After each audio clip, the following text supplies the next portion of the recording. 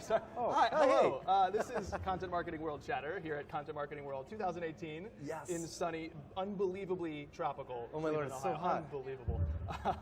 My guest today is the opening keynote speaker for the entire damn event. It's Andrew Davis. Hey, thanks for having me, How you Jay. feeling, This is man? fun. I had a great time You this killed morning. it. Thank you so much. It was amazing. It was an awesome audience. was. It's It a was. great event. It's so much fun. So for those who don't know Andrew, and you should, let me just give you one quote from the master Jay Baer, who was our first guest this morning. If Malcolm Gladwell had a better mind for business, he would be Andrew Davis. That's who we're dealing with now. So Andrew nice. has worked for the Muppets, produced for the Today Show, wrote for Charles Kuralt on TV. He's built and sold an agency. He's the author of 2 great books, Brandscaping and Town Inc. Thank you, yep. And now he has an amazing series online called The Loyalty Loop that you should check out, in addition to being a globally touring keynote speaker. Thanks. I'm exhausted just talking about it. You must be exhausted from that energetic keynote. Oh, my what Lord. did you talk about up there? So I talked about essentially how to earn your audience's attention.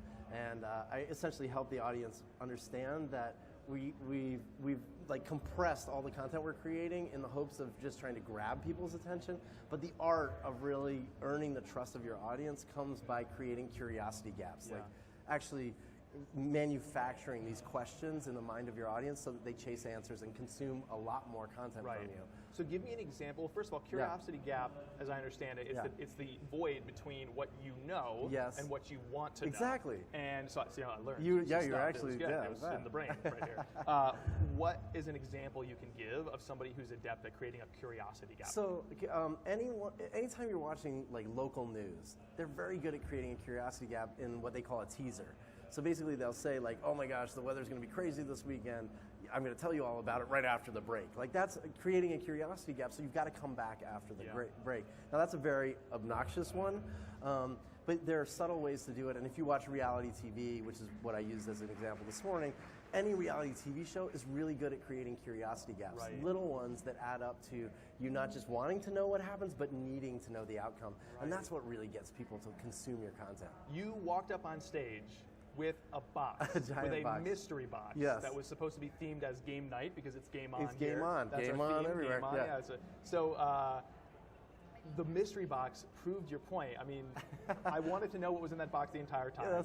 You kept giving me a little bit. I was like, is he going to open it now? No. Not yet. Is he going to open it now? No. And you kept giving us a little signal. And you actually have a formula for this, and it revolves around one key ingredient that we so often miss in marketing in our content, which is tension. Tension. Talk me through the importance of tension and the formula. So tension is the emotional anxiety that you feel when there's a gap between what you know and what you want to know. Okay? So, and that tension, that emotion you feel is what actually keeps you going through the content. So, so the greater the tension that you create over time, the more people need to know the outcome. And the mystery box is a great example, right? Like, if you don't know what a mystery box is, you can go online and search for them because they're crazy. People buy a box that they don't know what's inside, and they essentially, until they open it, have no clue what's in there. And it's so exciting, especially in the digital age, because it's so easy to buy stuff and know it's arriving, right? To get a box with no idea what's inside. And the longer it takes for the box to get there, the higher the tension.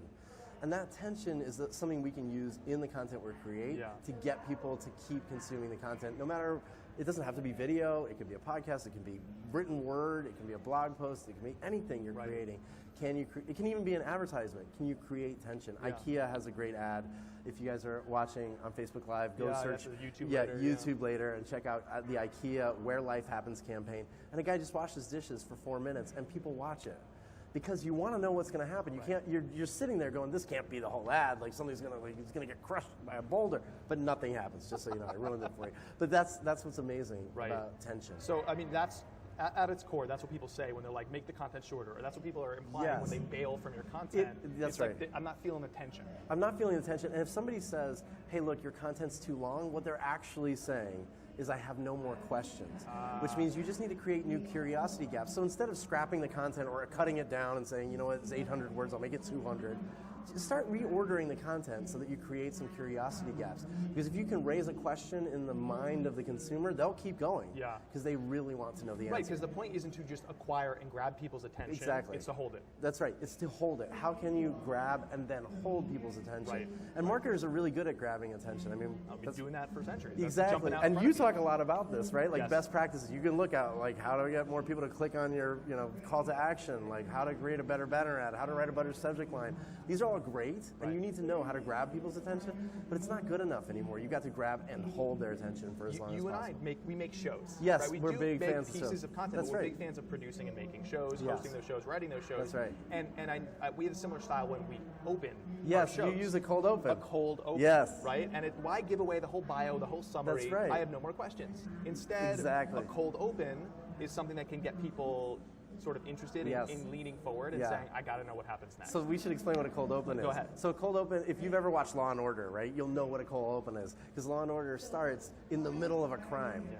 And that's creating a huge curiosity gap. Like, what's happening here? Who is the person that just got murdered? I can't believe this. Like, who's that guy that walked through the thing? The shady character I got to know the answers.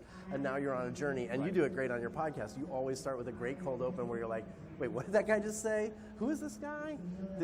Is he forging steel? Is that what I'm hearing? Right. And now you're like, wait, what? I got to find out who this character is. And that's what keeps people going.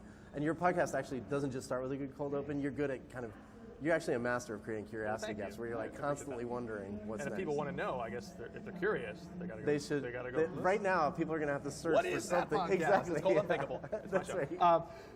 When you talk about the curiosity factor, what inherent problem are you trying to solve? It's great, Drew, that we're going to hold attention, but we're not immediate. We're not like, use examples of like watermelons that are being blown up on YouTube. But we don't sell watermelons. We sell industrial widgets. That's right. So how does this apply to those the practical drivers? application? Like if you just think about the case studies and testimonials that all of us have been asked to create, right? That is a great opportunity to get people to consume content using a curiosity gap. And the biggest opportunity to change what you're doing is just to delay how long it takes you to tell them who solved the problem, what company or what brand or what product did you use. So delay the reveal for as long as possible, and you'll already create a better case study. But we should use curiosity gaps when we tell case studies. And if you've ever created one, go watch it again, and you'll realize that people bail. Or look even at your analytics. You can look at audience retention, and you'll see that people bail like as soon as you say the first name of the brand. That's a very common occurrence because they're like, oh, I get it. This company solved their problem. I don't need to watch the rest. Yeah, they give away the punchline. They gave away the punchline. So what should I put first instead? So instead, you need to raise the stakes. You need to actually show me what the audience wants. Like, hey, since then, we've made $1 million. Since when?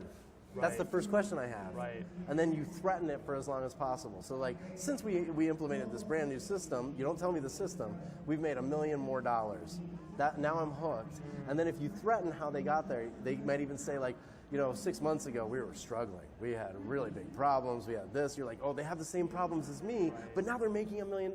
How do they do that?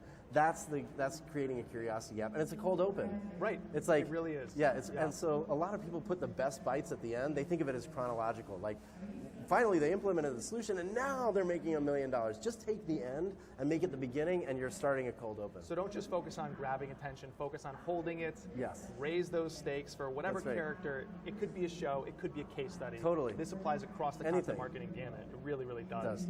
And increase those curiosity gaps. Make sure they even exist. That's right. In the first place.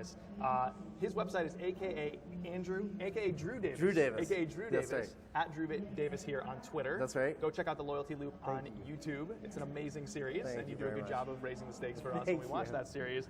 For Andrew Davis, keynote speaker extraordinaire, I am Jay Akunzo, signing off here at CM World Chatter. Join me in a few, and my guest is going to be, you ready? Yeah, who is it? Person. It's another person. It's another great person? Yeah. You guys got to come back for that person. Oh! Oh my gosh, you guys are in for a treat. It's going to be so good. Curiosity gap. At work. Keep going. See ya.